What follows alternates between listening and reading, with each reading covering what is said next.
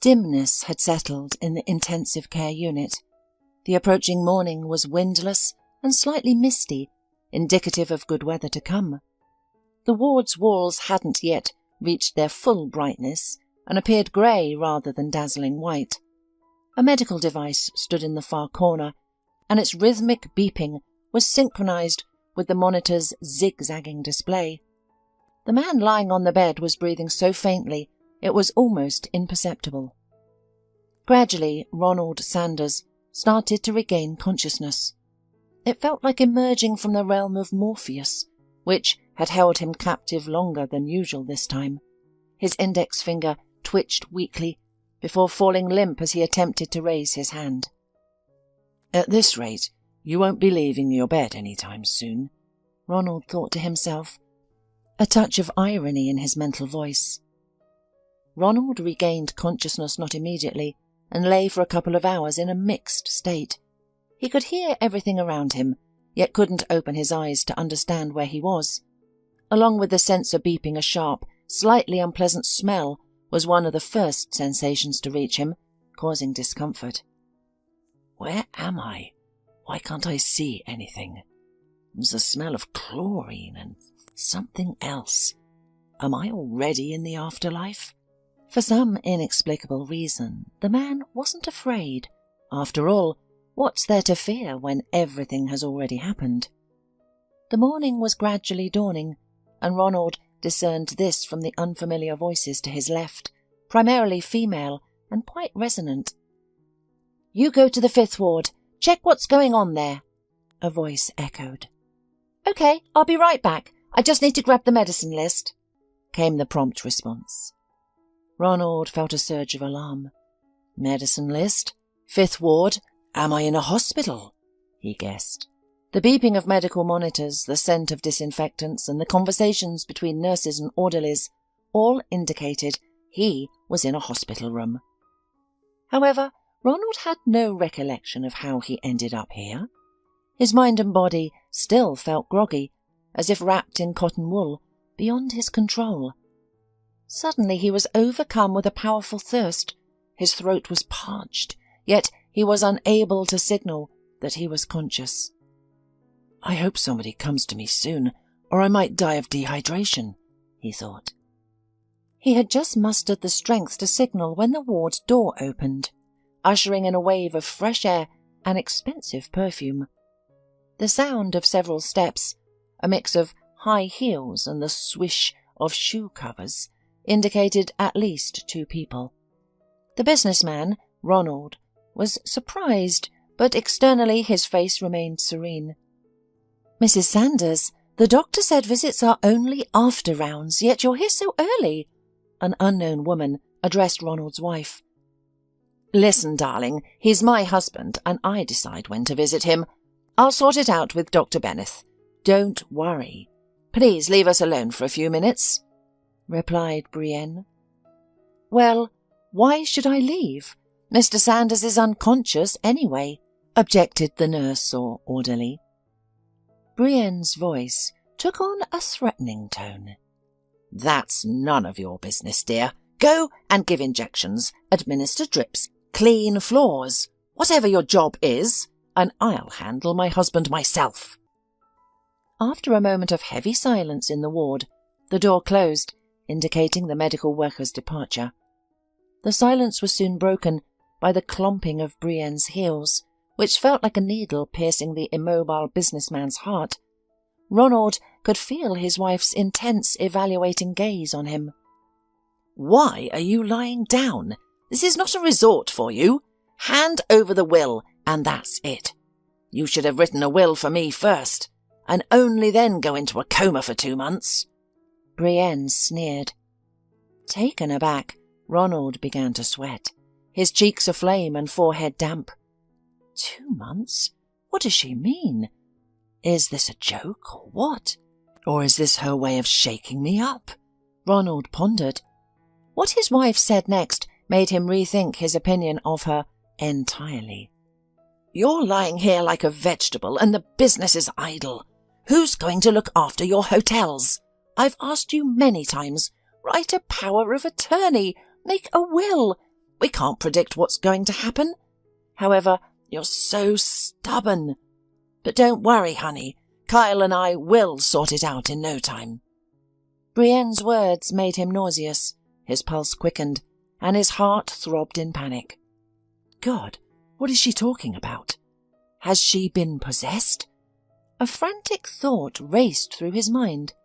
Suddenly, his breathing grew laboured, his lungs failing him, his vision blurred, and his consciousness began to slip into cold darkness. Simultaneously, the room filled with the urgent beeping of sensors, alerting the medical staff that something was wrong. The last thing Ronald heard was a stern voice not tolerating any objection. "Why are there outsiders here? I told you not to let anyone into the ward until the rounds. Yet you've arranged for visitors?" Brienne huffed indignantly. "What did I do wrong? I wanted what was best for him. I came to visit my beloved husband, and you're all here like fighting dogs. Why is everything beeping? If anything happens to my husband, I'll sue you." However, the female doctor swiftly ushered the unanticipated guest out of the room and instructed the nurse to prepare a defibrillator and an adrenaline injection. Every second was precious. "A shock! A shock! One more time!" Nothing. "One more time!" Brienne didn't see any of this. She briskly left the clinic and headed for her car, parked at the entrance. In her haste, she kicked a janitor's bucket, scattering the collected trash across the asphalt. "Why did you leave it in the hallway? Couldn't you find a better place? I almost tripped," she complained. "Hey, lady, what do you think you're doing?" the elderly man asked unhappily. Ignoring his remark, Brienne rudely pushed the janitor away when he tried to help her. From the kick to the unfortunate bucket, she managed to break her heel and had to hop her way to the car. The janitor sighed, shook his head reproachfully, and resumed his garbage collection. A medium-sized dog with fiery red hair, noticeable from afar, lingered around him. Charlie behaved calmly, not wanting to upset his new master.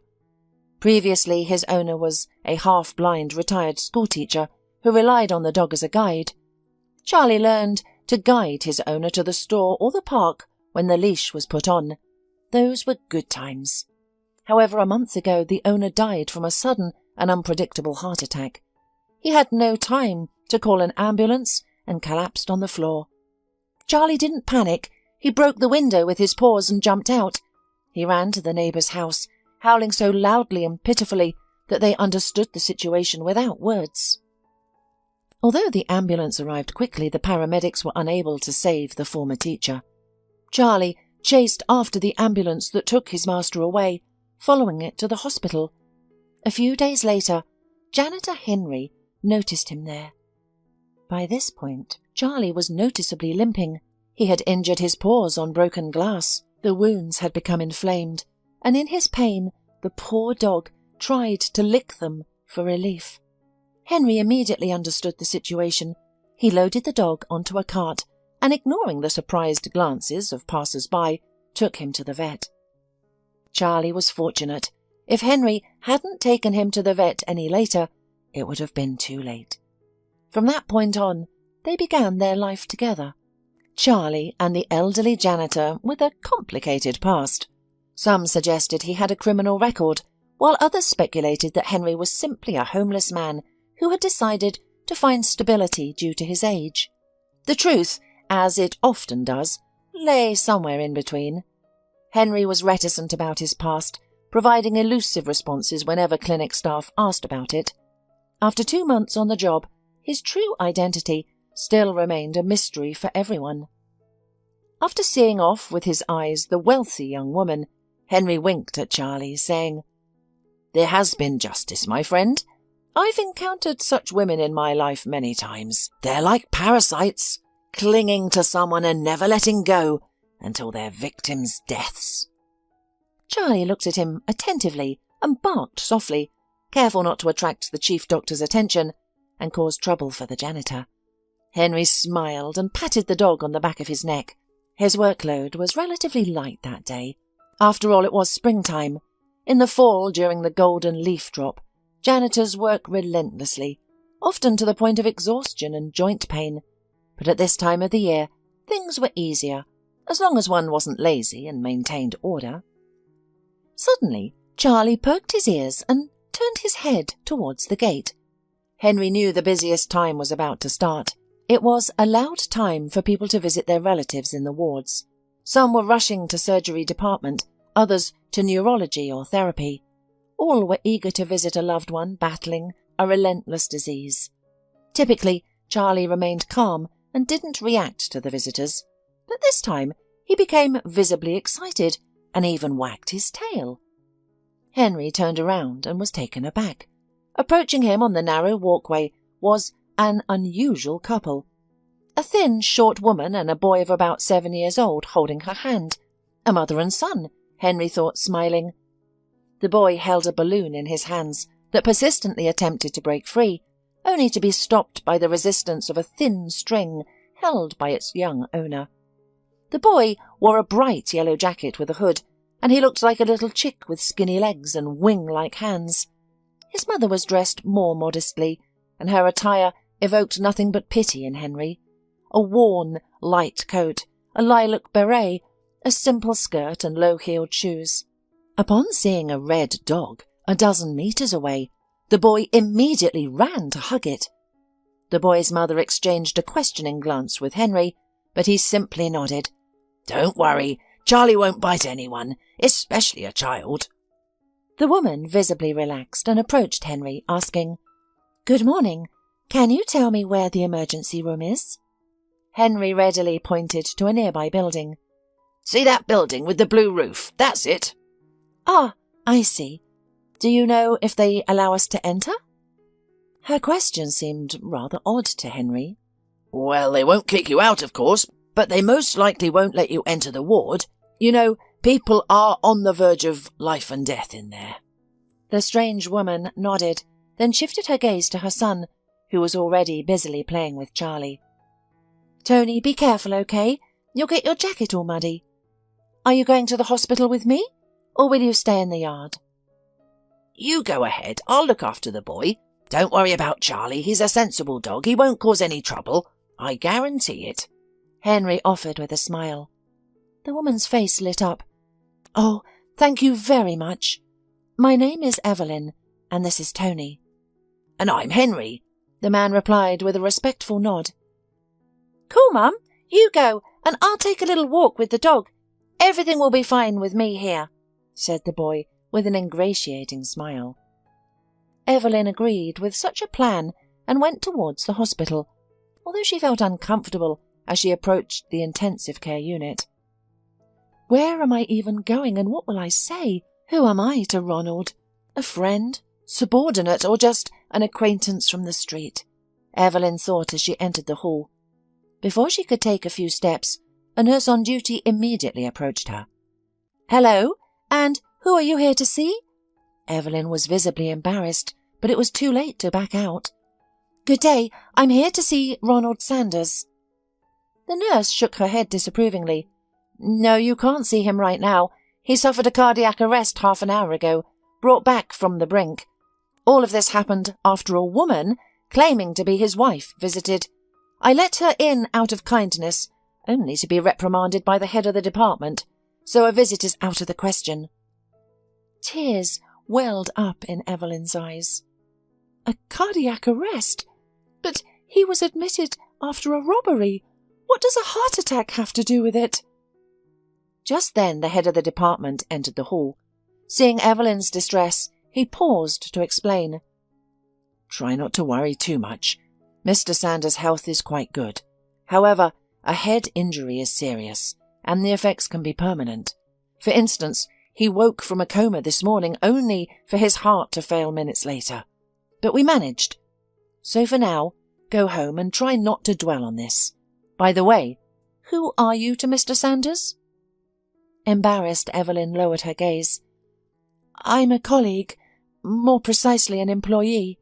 I work as a maid at one of his hotels." The doctor nodded, indicating the conversation had concluded. Evelyn hesitated briefly before approaching the on-duty nurse to ask, "Where do the windows in Ronald's room face?" "They overlook the courtyard, where the janitor is currently sweeping," the nurse replied readily. Evelyn thanked her and headed for the exit. Outside, the sun was shining brightly, radiating a warm, spring-like feel. The air was comfortably cool, not causing any discomfort or sweat. Evelyn loved spring, a season of dreams, unfulfilled hopes, magic, and an easy sense of love that resonates with those young at heart. "Mum, how's Uncle Ronald?" Tony asked. "He's improving slowly, Sonny. The doctor is confident he'll recover," Evelyn replied. A sweet smile spread across Tony's face. Evelyn gave her son a mysterious look before whispering something in his ear. As she spoke, Tony's happiness seemed to grow. Throughout this time, Henry stood aside, observing his new acquaintances. Charlie was willing to follow little Tony to the ends of the earth. Henry had heard about Dog's affection for children, but he had not imagined it could be to this extent. Meanwhile, Evelyn took a balloon from her son's hands and tied it to a tree branch directly opposite the hospital ward windows. "When Ronald wakes up and sees the balloon, his mood will improve," Evelyn explained, noting the janitor's surprised look. The janitor nodded respectfully and started regarding the boy's mother with even more respect. The elderly man silently wished that each sick patient's relative would tie a balloon to the tree. He imagined how it would transform the yard and perhaps even encourage the patients towards recovery and discharge. Yet he chose not to voice these thoughts, not wishing to embarrass Evelyn. After a moment of thought, Henry said, "If you need any help, or if you're having housing issues, feel free to reach out to me. I live nearby, 512 Main Street, apartment 39. "Thank you very much. I'll keep you in mind," Evelyn said with a smile. Taking Tony's hand, they walked down the path leading to the exit. The janitor stood watching them for a long time, a small boy in a yellow jacket with a hood, and his petite mother, shivering with each gust of wind. "Well, Charlie, the fun's over. Time to get down to work," Henry whispered with a smile, giving the dog a pat on the back of its neck. The dog looked resentfully at his master, but there was nothing it could do. Such was the dog's fate, to wait, guard, and love. What else could it do? Meanwhile, in Ward number 5, Ronald Sanders finally regained consciousness. Of course, standing up or moving his limbs was out of the question. "How can I move when I nearly died?" And all because of Brienne and her confession. She said it as if she had stabbed me in the heart and injected poison into my bloodstream. How could it be? 4 years together and then this. Does she really hate me that much? But why? Ronald didn't know the answer to this question. He never gave his spouse any reason for doubt. Yes, he often had business trips, but that was part of the job. His work involved managing some hotels throughout the city and region, ensuring that the furniture, repairs and conditions were up to standard. Otherwise, clients would choose other accommodations. Ronald took his business seriously. He managed a chain of hotels called Crown Hall. Each establishment featured a restaurant on the first floor, where the image of a crown was prominent, from the napkins on the tables to the aprons of the waitstaff. He respected all the staff members, from the doormen and chefs with impeccable reputations to the ordinary kitchen workers. However, his wife Brienne often treated his subordinates poorly and made personnel adjustments that negatively impacted the overall profits of the hotels. She would belittle the waitstaff and criticize the chef, despite her lack of knowledge in haute cuisine. Once a chef even said to her, "Mrs. Sanders, forgive me for being blunt, but I wouldn't trust you to make an omelette." Ronald managed to defuse the situation with a joke. However, Brienne seemed to hold a grudge. This was apparent from the bright spots that appeared on her well-groomed face, a reaction Ronald had witnessed more than once, though he always tried not to draw attention to it. The situation remained relatively calm until Ronald employed Evelyn and her young son Tony at one of the hotels. They had met a month ago, under unusual circumstances.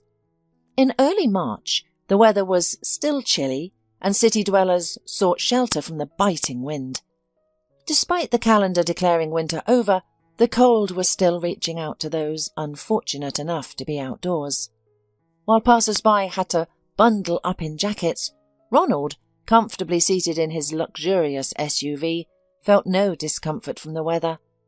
After work, as was his routine, he parked his vehicle at the supermarket and shopped for groceries.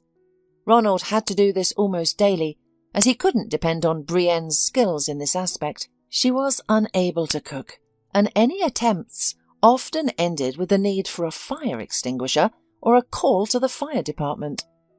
Occasionally, when Ronald was not in the mood to cook, he would order delivery from his restaurant or ask the chef to prepare something special. However, today he didn't want to burden the chef with another request. Instead, he opted to buy groceries and cook for his wife. Stepping out of his warm car, Ronald noticed a frail woman with a child, around 6 to 7 years old. It was difficult to tell the child's exact age due to his worn, shapeless jacket that made him resemble a mannequin from afar. Observing the woman, Ronald thought, "So young, and already with a child, and I've been telling my Brienne so many times to give birth to my heir, but she doesn't care. Only beauty salons and restaurants are on her mind." Suddenly, Ronald felt a wave of pity for the woman, shivering in the cold wind with her son, while the world around her carried on indifferently. It was evident to anyone that the woman was facing some difficulties. A pang of pain hit Ronald's heart.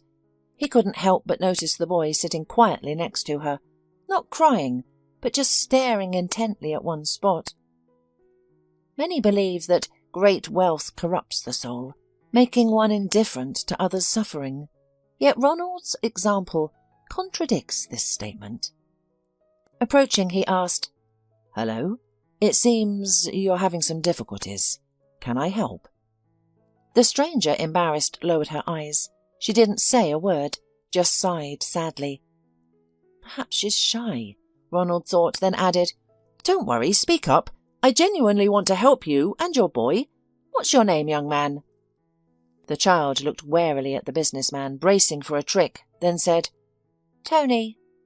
"And I'm Ronald. Nice to meet you." Ronald responded with a smile. Despite herself, the woman also smiled and quietly introduced herself. "And I'm Evelyn Bogard." Ronald, trying not to emphasize her problems, said, "Listen, aren't you job hunting? Would you consider working for me as a maid or a dishwasher? We're short a few people at the hotel. What do you think?" Taken aback by the man's proposition, Evelyn hesitated and couldn't provide a clear response.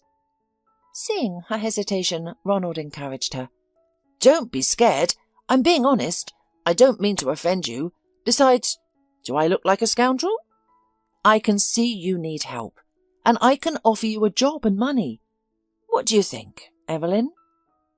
She responded with a resigned gesture. "Yes, I agree. You don't seem like a maniac." Ronald laughed. "No, I have no ties with criminals. My business is legal. A few hotels in the city and surrounding area. You've likely noticed the crown symbol on some buildings. That's all my place is.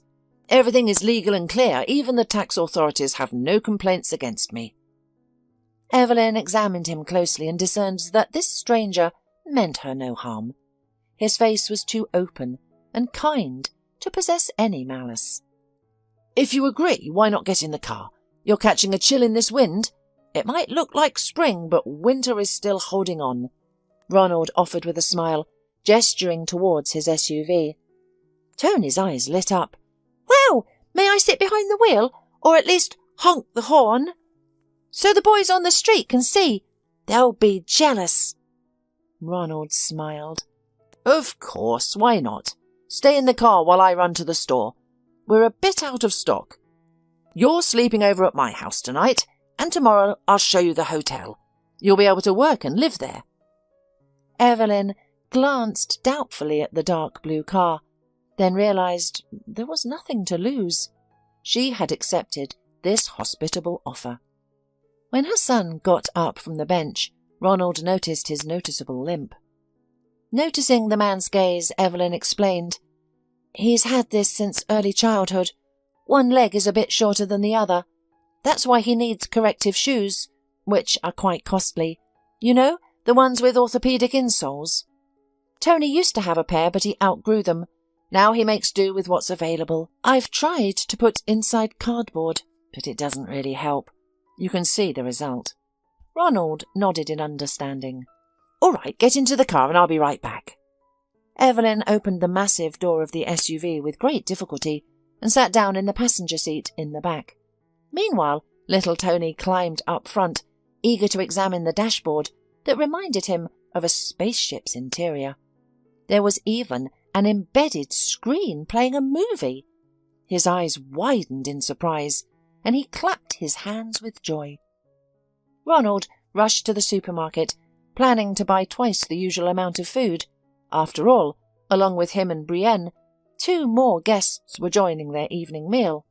Navigating the shopping aisles, he picked out items he thought the boy and his mother might enjoy. He was familiar with Brienne's preferences, but knew that regardless of his purchases today, she would likely be dissatisfied. Whether she was on a meat-free diet or trying to gain weight, her demands often varied, so it was quite difficult to content her. However, Ronald had grown used to his wife's whims, as they had been married for more than a year. He was raised in a working-class family without a father, and he was a humble man who never aspired to greatness. From a young age he was independent. His grandmother recalls that at 7 years old, Ronald could easily prepare himself a simple lunch or breakfast, consisting of fried eggs or mashed potatoes. This independence likely contributed to his success in business. Ronald met Brienne, a vibrant brunette with raven-coloured hair, at a corporate party attended by the city's high society. While Ronald typically disliked such events, his status obligated him to attend. It was at this party that Brienne approached him, offering a flirtatious smile and inviting him to dance. The usually cautious Ronald was immediately captivated by her. Their courtship period passed quickly, and it was clear to all who knew them that a wedding was imminent. The news of Brienne's pregnancy ultimately prompted Ronald to decide to marry. "Can you believe I'm on 4th week? We're having a baby, honey. Our baby. I wonder what kind of eyes he'll have. Like yours, brown, or like mine, green," Brienne said with a smile. Overwhelmed with love for his partner, Ronald proposed to her that very evening. Unfortunately, their joy was short-lived. A month later, Brienne miscarried, while Ronald was away on a business trip. On the fateful evening, she had decided to cook a delicious dinner, but lacking cooking skills, she spent too long at the stove, became dizzy, and fainted. Somehow, she managed to call an ambulance. Brienne wasn't sure how she did it. She likely acted automatically or out of sheer willpower. Ever since the incident, Ronald blamed himself daily. He felt he had failed to protect his wife and ensure her safety. Brienne had many times suggested hiring a housekeeper and a maid, but he had always refused, insisting they could manage on their own. Truthfully, Ronald was slightly uncomfortable with his wealth and was against the idea of having a servant. In his view as a young businessman, it seemed outdated, a throwback to the times of czars and landlords. Of course, there was nothing inherently wrong with it, but Brienne's ordeal forever changed his life and hers. After they lost their baby, Brienne seemed like a different person. She began spending more time at beauty salons, restaurants, and during Ronald's business trips, she visited clubs in the company of her friends. Ronald didn't mind Brienne enjoying herself, but sometimes it was too much. Once, he returned from a business trip earlier than expected and found that Brienne was not home. Holding a bouquet of roses, he suddenly felt foolish and discarded it. "Like a scene from a cheap movie. All I wanted was to make her feel good," Ronald muttered, a bitterness lacing his words. The situation was as old as time itself.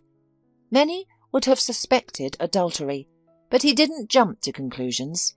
He called his wife, and it turned out she was visiting her best friend, who easily confirmed her words, which finally dispelled his doubt. Despite the whispers among his hotel and restaurant staff about his wife's infidelity, Ronald chose to ignore them. His business partners only shook their heads. Whether Brienne was deceiving Ronald or not, it didn't concern them as long as he fulfilled his obligations. Being a man of action, Ronald was always expanding his business empire. While this unsettled some, they couldn't compete with the growing popularity of his hotel chain. At some point, Brienne decided to join the family business and began to make her own changes in certain processes. She bought inexpensive clothes on sale and, disguised as an unassuming customer, visited her husband's hotels. Of course, service in Ronald's hotels did not depend on the wealth of the client, because Ronald demanded from the staff that even if a homeless man with money came to their places, he should be served no worse than the mayor of the city. But Brienne had her own plan. Hiding her appearance behind a layer of makeup and a wig, she watched the doormen, waitresses, dishwashers, and discreetly made notes in her notebook, noting those who needed to be fired in the near future. The personnel changes didn't take long. In the Crown Hall hotels began to mass dismissal of maids, and waiters were afraid of customers, expecting in every second to see Brienne's spy. Ronald tried to discuss the situation with his wife, but their conversations often ended in arguments. Brienne insisted that she was making necessary changes that Ronald, in her opinion, was too naive to see. "They're taking advantage of you," she'd say. "The waitresses, the cleaning staff, they're making a fortune at your expense. We'll put a stop to this, and you'll be a millionaire." Ronald shook his head. "Brienne, you shouldn't be so adamant. I believe in living and letting live. If you keep being tough on the staff, they may not serve customers well. Instead of constantly checking on my people, why don't you try working a shift at one of the restaurants or hotels? Then you'll understand the reality." "No way. It's not a good idea for the wife of the owner of this business to serve the customers. I'd better replace all the employees and get what I want. You'll see. Soon we'll have a lot of money." Brienne objected. Ronald gave his wife an ironic look, not believing a word she said. As expected, Brienne's predictions never came true. Her interference in the restaurant and hotel business resulted in a severe shortage of good staff, making it incredibly challenging for Ronald to manage. So, when the opportunity to provide Evelyn and her son with a place to live, in exchange for her working at one of his establishments, came up, he gladly took it. He had no plans to charge the young mother for the accommodation. Returning to his SUV with a bag full of groceries, the man saw Evelyn's expression and immediately sensed her anxiety. She must have been fearing the upcoming encounter with his wife. Evelyn, being astute, had noticed the wedding ring on Ronald's right hand, leading her to anticipate a potentially uncomfortable conversation at the businessman's house. Unfortunately, her instincts proved correct that evening. While young Tony remained oblivious due to his age, Evelyn was confronted with an extremely unpleasant situation. Upon seeing Evelyn in her worn-out jacket, Brienne sneered, "Oh, who on earth is this? She must be homeless. Where did you find her, dear? And that boy looks like a street urchin from the highway. They'll probably steal something without even saying thanks to us." Ronald turned pale, but faced his wife defiantly. "Brienne, you shouldn't be so harsh. This is Evelyn Bogard and her son Tony. They will be working for us at the hotel or restaurant." Brienne's face turned crimson with anger. "So, they're also going to work for us? Are you out of your mind? Have you asked if this beggar has the medical papers? She looks like she's covered in diseases. And that kid, what if he's stolen? These beggars, do you know what they do? They take a street child and walk around with him. They trick fools like you for money." Evelyn's eyes filled with tears, her lips trembling as she reached for the doorknob. However, Ronald was firm in his decision. "Evelyn, calm down. I'll handle everything. You go into the living room. Yes, the bathroom is straight ahead and to the left. If you need to, you can take a shower while I prepare dinner." Evelyn nodded forcefully, avoiding eye contact with Brienne. Brienne, on the other hand, felt like a ruler of destiny. She was controlling everything in the house, from approving maid candidates to the selection of hotel services and restaurant menus.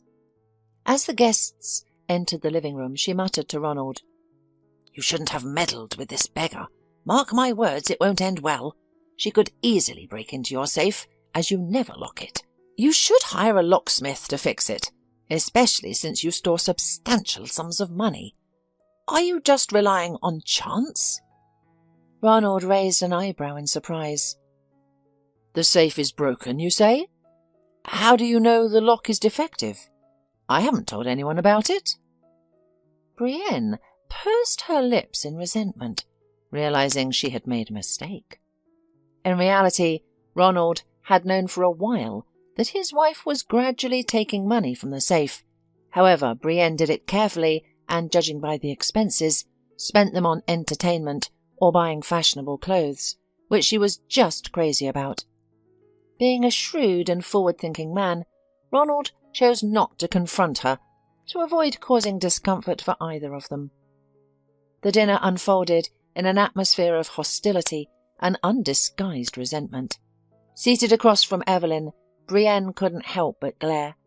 The restless boy, unable to remain quiet for even a minute, further fueled her irritation. Ronald understood his interest because he guessed that the boy's childhood was very difficult. The man had long known that all unhappy people were unhappy in their own way, and therefore, as much as possible, he tried to help them and alleviate their mental suffering. He supported orphanages and animal shelters, his contributions extending beyond mere monetary donations. Ronald personally delivered gifts to the children in the orphanages, even dressing up as Santa Claus during Christmas. He shared in their joy as they celebrated the holiday season, dancing around the Christmas tree with them. Ronald routinely inspected and maintained shelters for homeless animals, ensuring they were always clean and comfortable. Despite Ronald's goodwill and kindness, Evelyn found that dinner very stressful. Brienne behaved arrogantly and, after having too much champagne, began hurling insults. Evelyn endured it, understanding her position, and only little Tony looked at Ronald with tears in his eyes, as if asking the kind businessman to stop this black farce. Fortunately, the guests only stayed at Ronald's house for a day before moving to one of his hotels. They were given a double room with all conveniences, including internet, satellite TV, and even a game console that Ronald purchased for Tony at his own expense. Many employees wondered why Ronald was being so generous, effectively giving up a profitable hotel room. However, the reason became clear when Evelyn started working. Ronald had never had a better maid, and likely never would. Evelyn was diligent, cleaning the windowsills until they shone and maintaining the perfect moisture levels for the flowers. She was always courteous and kind, regardless of her personal mood or issues. Unoccupied rooms were always clean, comfortable, and inviting under her care. The difference was noticeable, inspiring the other maids to match her standard of work. Brienne still despised Evelyn and eagerly awaited the moment to get rid of her.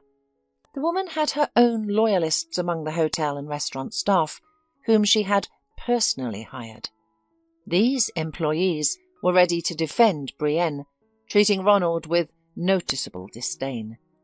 They concealed their contempt in public, but when in a safe environment, they freely criticized their superiors.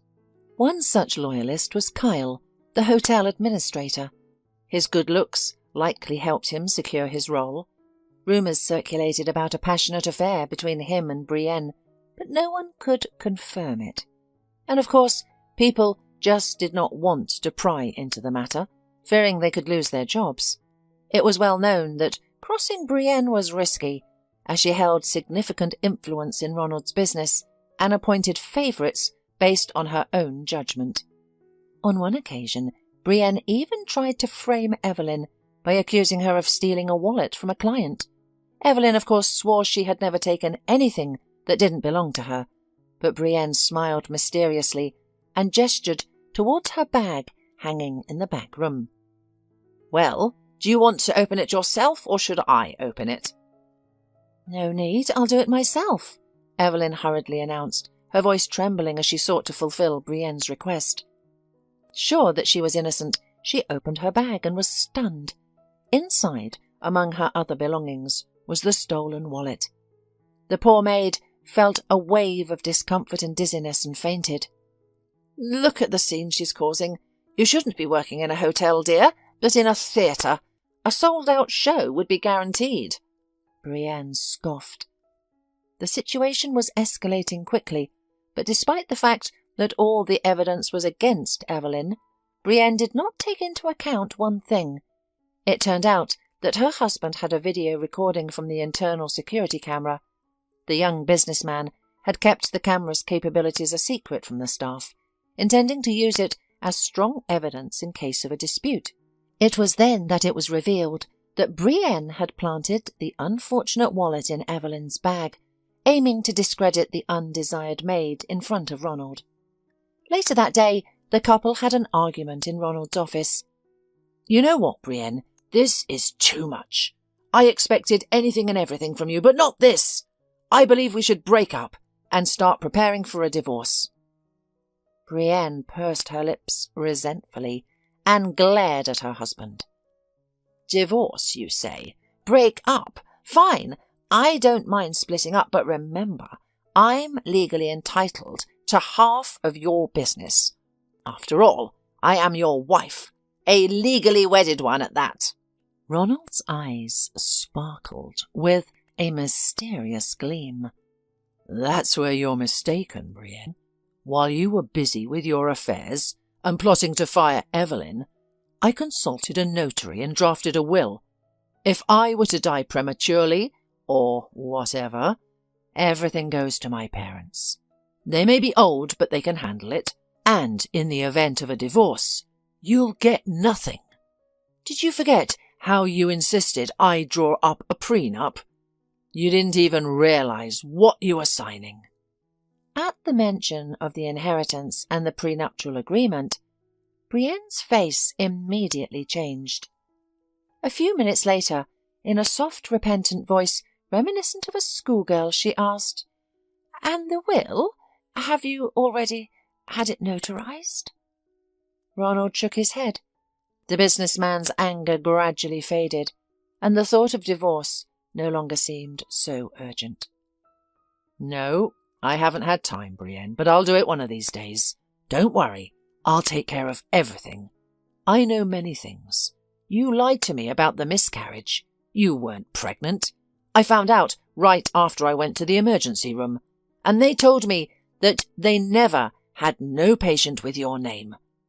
But I tolerated it. I thought you'd improve. I was waiting for you to become sensible and have a baby, but you're only creating obstacles for yourself." Tears glistened in Brienne's eyes. "Ronald, I'm sorry, you're right. I should have come to my senses a long time ago. Can you forgive me, dear? I overacted with Evelyn, and her son too. You only wanted what's best for him. You had him checked by an orthopedist. Massages, therapies, special shoes. He doesn't even limp now. But forgive me, I was a little jealous. And all this was because I love you very much. And I was afraid of losing you." Unfortunately, Ronald heeded her words and delayed his visit to the notary for another time. And a day after their conversation, he was found in an alley 3 meters from his car with a head injury. The main theory was robbery, a common occurrence that led wealthy individuals to hire personal guards. But Ronald always relied on his own strength and was confident he could handle any situation. And now, lying in a hospital bed, he realized his mistake. Unfortunately, Ronald did not know the most important thing. While he was being treated at the clinic, Brienne waited 2 months and kicked Evelyn and her son out of the hotel room where they were staying. "And I don't want you to set foot here again. If I see you, you'll be dead," she said maliciously. Ironically, it was the same day Evelyn visited the emergency room. She and Tony were left wandering the streets, not knowing where to go. At that moment, Tony suddenly remembered the janitor's suggestion. Mum, can we go to Henry and Charlie? He suggested it, and, in general, he's such a nice man. Smart. I had a good time with him. He's like a grandfather. Evelyn looked at her son with surprise and said, Yes, we can try. Of course, it's inconvenient since we were just suggested this today. But we have been evicted from our hotel, so we have no choice. We can't spend the night on the street. Let's try staying at Henry's. The elderly man was delighted to welcome his new friends back. He served them dinner, offered them his room, and settled himself in the living room, where he laid a mattress on the floor. Henry, unaccustomed to such conditions, was an experienced man who had seen a lot and kept a secret known to almost no one. However, he had no intention of revealing his hand before the right time and patiently waited for the next day. In the morning, after preparing a quick breakfast, Henry suggested that Evelyn and Tony visit the businessman who had nearly suffered a cardiac arrest the previous day. Mother and son looked at each other in surprise. They didn't quite understand why the kind old man had suddenly decided to visit someone he barely knew. Henry only smiled enigmatically, saying, Don't worry. I'll explain everything to you, but later, okay? Surprised, Evelyn nodded. After she and Tony stepped into the hallway, the elderly man pulled out a miniature walkie-talkie from his pocket, quietly commanding, Everyone, get ready. The operation is nearing its final phase. His words were so odd that even Charlie's ears perked up. Within half an hour, Henry was in the intensive care unit's hall, where police had detained Brienne and her lover Kyle. The criminal duo had syringes filled with a toxic liquid, which they intended to surreptitiously administer to Ronald. Still not understanding what was going on, Evelyn looked at the janitor as he sharply threw off his cloak, underneath which was a perfectly fitting police uniform. Forgive me, but this was a special circumstance, Henry said. Ronald certainly doesn't know it, but he's not a stranger to me. In fact, I'm his biological father. His mother and I separated over 35 years ago. I moved to another city, graduated from the academy, and dedicated my life to serving law. I only discovered Ronald was my son 6 months ago, and since then I've been keeping an eye on him, as much as I can. I never imagined Ronald's wife's lover would try to kill him. So, when I learned about the threat to my son's life, I took a janitorial job to be closer to him and to monitor his surroundings. Brienne, handcuffed, glared at Henry. You're a scoundrel. You purposely put that bucket in my path, causing me to break my heel. Did you not? Henry grinned. Of course I did it on purpose, dearie. I needed to plant a wiretap in your pocket to learn about your plans with Kyle. You had no sympathy for my son. You wanted his inheritance. But I wasn't going to let that happen. Now, Brienne, you'll never be near my Ronald again. As for Evelyn and Tony, I hope they'll become constant figures in his life, because they truly love my son and care about his well-being. At that moment, Evelyn felt as if everything happening to her was just a dream. She thought to herself, No, this can't be how it happens. On that day, the entire hospital learned about the outstanding transformation of the janitor. As is often the case, Ronald was one of the last to find out, after the doctors finally allowed him to have visitors. Seeing a uniformed man walk into his room, the businessman grew noticeably anxious. I'm sorry, son. I should have told you sooner, but I feared I would be a burden or hinder you. When I learned you were in danger, I felt compelled to step in, whispered Henry, swiftly brushing away a tear. Ronald smiled and touched the shoulder of his father, whom he had never met before in his life. A minute later the ward door opened, and Tony, along with Evelyn, appeared on the threshold. The boy held a red balloon, while its twin floated on a tree in the hospital yard. Henry smiled before addressing his son. I hope you respect my fatherly advice, son. My guidance to you is this. Always keep them close to you and care for them like they're the apple of your eye. It's likely you're unaware that Evelyn has a secret. Tony is not her son, but her nephew, who was orphaned in an accident that took his older sister's life. At that moment, Ronald gave Evelyn such a tender look that could say without words many things.